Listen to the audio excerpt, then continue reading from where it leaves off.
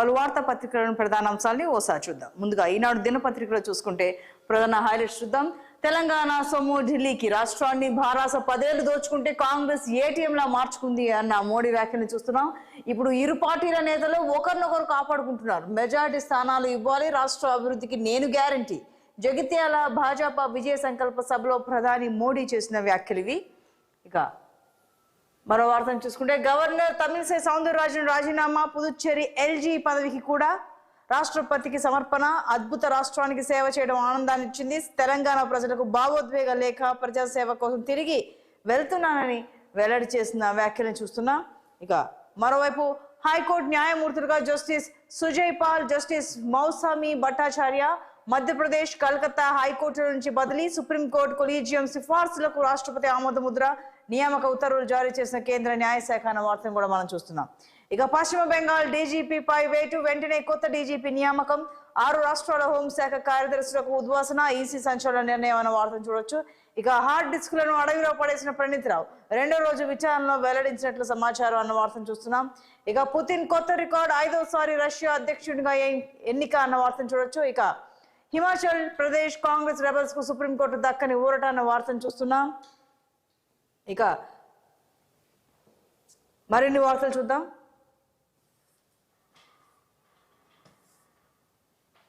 ఆప్ నేతలకు 100 కోట్ల చెల్లింపులో కవిత పాత్ర, తర్వాత వాటిని రాబట్టుకోవడానికి అక్రమార్జన అని ఈడీ వెల్లడించిన వార్తను చూస్తున్నాం. ఇక కవిత పిటిషన్ పై నేడు సుప్రీంలో విచారణ. ఎన్నికల బాండ్ల సమాచారం అంతా వెల్లడించాల్సిందే, నెంబర్లు సహా ఏది దాచడానికి వీల్లేదు. 21వ తేదీ తుది గడువు.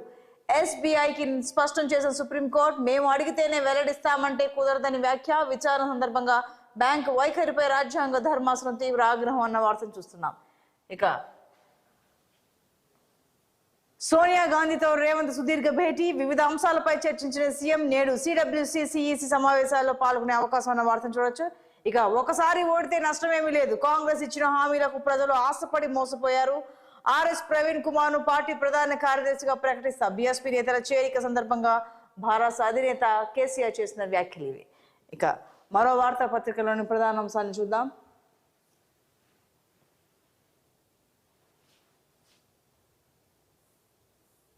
మీకు ఆంధ్రజ్యోతి పేపర్ విషయానికి వస్తే, బొమ్మ వదలాలి జగన్, బొమ్మల పిచ్చికి కోడ్ దెబ్బ అన్న వార్తను చూస్తున్నాం. పల్లి చిక్కి నుంచి భూమి పట్టా దాకా అన్నింటిపైన జగన్ అన్న. బడి గోడలపై జగన్ పెయింటింగ్లు, పుస్తకాలు, పిల్లల బెల్టులను వదలని జగన్. ఆసుపత్రుల్లో ఓపీ చీటీ పైన ఆయనే, నవరత్నాల లోగో పేరుతో సొంత ఫోటో, ధృవీకరణ పత్రాలన్నీ ఆయన పేరుతోని. అవన్నీ తొలగించాల్సిందేనని ఈసీ ఆదేశం. జగన్ ఫోటో పేరు కనిపించకూడదు. రేషన్ వాహనాలపై బొమ్మలు మూసేయాలి. జగన్ లేకుండానే సర్టిఫికెట్లు జారీ చేయాలి. ఈసీ ఆదేశాల మేరకు ఆయా శాఖల చర్యలు అన్న వార్తను కూడా మనం చూస్తూ ఉన్నాం.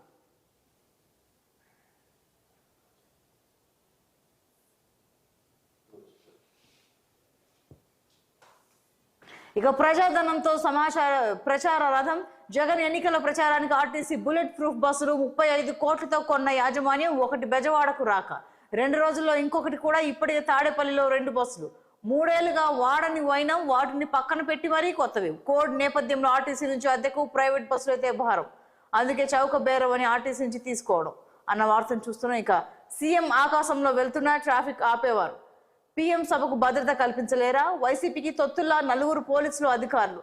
DGP, intelligence DG, Guntur range IG, Palnadu ఎస్పీలను ఎన్నికల విధుల నుంచి తొలగించండి. కోడ్ వచ్చినా కొందరు పోలీసుల బరితెగింపు. ఎన్డీఏ నేతలు రాష్ట్ర ఎన్నికల ప్రధానాధికారి మీనాకు ఫిర్యాదు అన్న వార్తను చూస్తున్నాం. ఇక అప్పులతో కాదు సంపదతో సంక్షేమం అన్న వార్తను చూడొచ్చు.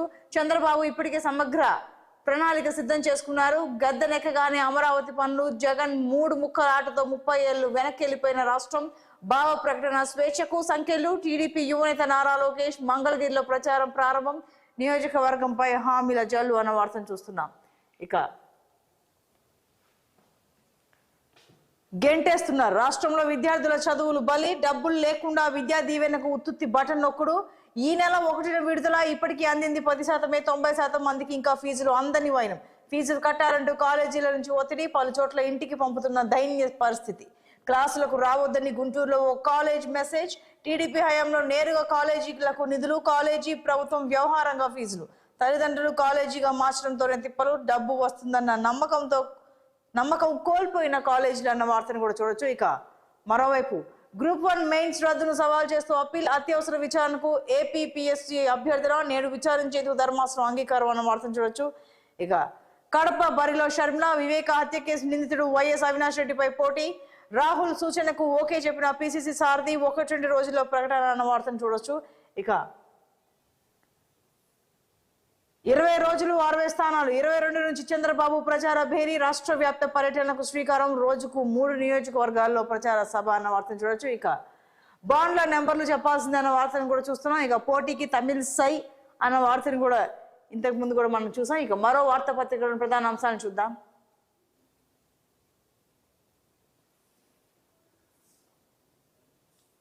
గవర్నర్ రాజీనామాకు సంబంధించిన వార్తను కూడా ప్రధానంగా వెలుగు హైలైట్ చేసింది. ఇక కాళేశ్వరం దోపిడీ చాలక లిక్కర్ స్కామ్, కమిషన్ల కోసం ఢిల్లీ దాకా వచ్చారు అన్న ప్రధాని మోడీ, తెలంగాణ ప్రజల కళ్ళను బీఆర్ఎస్ చితిమేసిందని ఫైర్ అయ్యారు. కాళేశ్వరం స్కామ్ ఫైళ్లను కాంగ్రెస్ దాస్తోంది, అవినీతి పనులను వదిలిపెట్టాం, ఇది మోడీ గ్యారంటీ, శక్తిని అంతం చేస్తామని ఇండియా కూటమి అంటోంది, శక్తి ఆశీర్వాదం ఎవరికి ఉందో జూన్ 4న తేలుతుందన్నారు మోడీ. ఇక వికసిత్ తెలంగాణ, వికసిత్ భారత్ మా లక్ష్యం, జగిత్యాల విజయ సంకల్ప సభలో ప్రసంగించిన మోడీ వ్యాఖ్యల్ని మనం చూడొచ్చు. ఇక పుతిన్ కి సంబంధించిన వార్తను కూడా చూస్తాం.